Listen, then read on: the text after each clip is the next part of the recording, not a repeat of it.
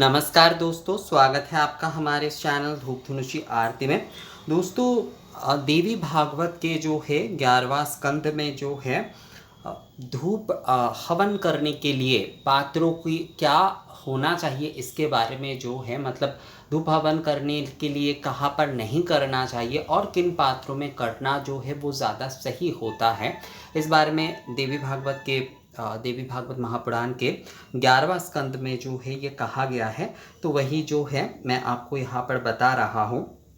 यहाँ पर कहा गया है चूल्हा, लोहे के बर्तन, पृथ्वी, मिट्टी के पात्र, कोई भी कुंड का मतलब होता है कोई भी कुंड का मतलब यहाँ पर शायद जो है किसी भी प्रकार की, हम जैसे आजकल तो एल्युमिनियम आदि के विषय हैं, पहले तो एल्युमिनियम आदि नहीं था, पर शायद उस समय भी कोई ऐसा कोई चीज़ों का शायद कुंड आदि होता था। तो इसीलिए कोई भी कुंड में जो है कभी भी हवन आदि नहीं करना चाहिए, हवन आदि जो है वो नहीं करना चाहिए।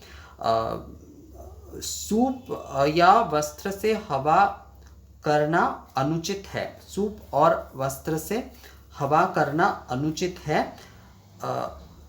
अग्नि को प्रज्वलित करने के लिए सही विधि का ही अनुसरण करना चाहिए। मतलब जो घृत आहुति दिया जाता है, जो सूप होता है, उससे या जो है वस्त्र से जो है हवा करते हुए कई समय जो है मतलब अग्नि प्रज्वलित नहीं हो रहा है तो वस्त्र से या पर उस प्रकार से जो है हवा करते हुए कई समय अग्नि को मतलब अग्नि के शिखा को बढ़ाने के लिए ऐसा किया जाता है, तो ये भी अनुचित है।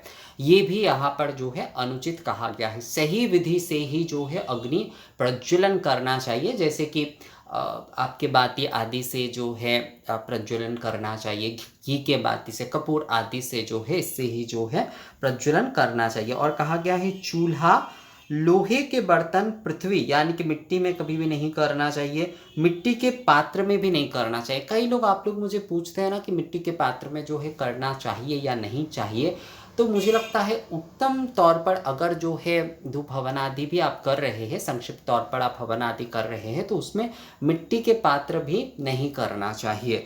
और एक चीज़ कहा गया है दशांग आदि जो है वो वेदी में ना करना। दशांग आदि जो भी सारे हवन आदि है उसे वेदी में ना करते हुए कहा गया है। बलि वैश्यदेव और दशांग आदि जो है वो कभी भी वेदी में और कुंड में ना करने के लिए कहा गया है। वेदी में और कुंड में, यानी कि वेदी और कुंड मतलब जो है यज्ञ कुंड, यज्ञ कुंड, यहाँ पर जो कुंड का जो मतलब समझ में आ रहा है वो यज्ञ कुंड मतलब बड़े तौर पर यज्ञ कुंड या फिर जो है वेदी है उसमें नहीं करना चाहिए, क्योंकि धूप हवन जो है वो एक संक्षिप्त है, तो उसे जो है ऐसे धूप पात्र में या फिर जो है धूप हवन कुंड बोल सकते हैं आप, छोटा सा। असल में धूप हवन करने के लिए धूपची, धुनुची, धूप भांड, ये शब्द ही ज़्यादा जो है परिचित है। तो कुंड शब्द उतना प्रचलित नहीं है इसमें जो है, मतलब अभी हम लोग कहते हैं कि धूप हवन कुंड, क्योंकि बड़े जो हवन आदि किए जाते हैं उसके हिसाब से उसे समझाने के लिए जो है, पर असल में जो धूप पात्र होता है उसे जो है धूप भांड यही कहा गया है, धूप भांड कहा गया है, धुनची, धूपची, यही जो है मूलतः, मतलब आप लोकल भाषा में भी जो देखिएगा वहाँ पर यही सारे आपको मिलेंगे, धूपकल, इस प्रकार से ही उसका वर्णन मिलेगा। और संस्कृत में जैसे धूप भांड रूप में उसका वर्णन मिलता है धूप पात्र के जो है, तो उसमें ही जो है हमें धूप हवन करना चाहिए। और धूप हवन के वो पात्र जो है वो पित्तल, तांबे आदि का अगर होता है तो वो सही होता है, पर कभी भी जो है चूल्हे में, लोहे के, बहुत सारे लोग चूल्हे में का मतलब है जैसे बहुत सारे लोग मिट्टी से भी कुछ बनाकर जो है घर के, अब छोटे से आप हवन आदि कर रहे हैं दशांग आदि, तो उसमें भी चूल्हे जैसा एक मतलब कुछ बना लेते हैं मिट्टी से, उसमें करते, तो उसमें भी नहीं करना चाहिए, उसमें भी आपको नहीं करना चाहिए। चूल्हे में, लोहे के बर्तन, पृथ्वी या मिट्टी के पात्र में, मिट्टी के पात्र यहाँ पर मना किए जा रहे हैं।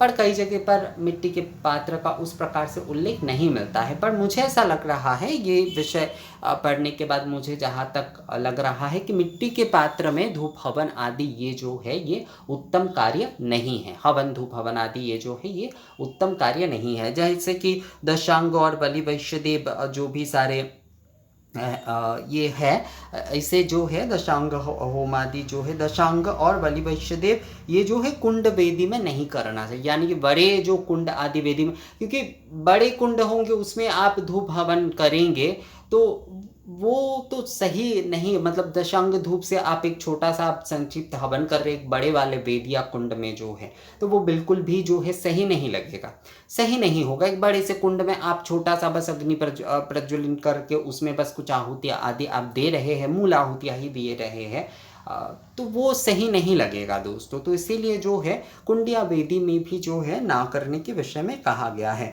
मूलतः मिट्टी के पात्र में लोहे के पात्र, चूल्हे आदि या पृथ्वी पर जो है ना करने के बारे में कहा गया है। तो धूप हवन करने के लिए धूप धुनुची में जो है पीतल का या फिर जो है मिट्टी की धुनुची ना लेते हुए अगर जो है आप पीतल का धुनुची ही लेते हैं तो वो ज़्यादा सही रहेगा दोस्तों। तो पीतल की धुनुची से ही जो है आप जो है धूप हवन अगर आप करना चाहते हैं तो उसके लिए पीतल की धुनुची ही जो है सबसे उत्तम रहेगा दोस्तों। नवरात्रि के 9 दिन हो, हर महीने की अष्टमी में हो, तो धूप हवन संक्षिप्त तौर पर जब आप कर रहे हैं तो उसके लिए ये धुनुची ही जो है पीतल की धुनुची जो है वही जो है सबसे ज़्यादा सही रहेगा। तो मुझे लगता है दोस्तों आप लोगों को ये विषय जो है वो समझ में आ गया है। इस बारे में अगर आप लोगों का कोई सवाल आदि है तो मुझे आप कमेंट्स करके या मेल करके बोल सकते हैं। मिलते हैं आपसे अगले वीडियो में, तब तक के लिए नमस्कार।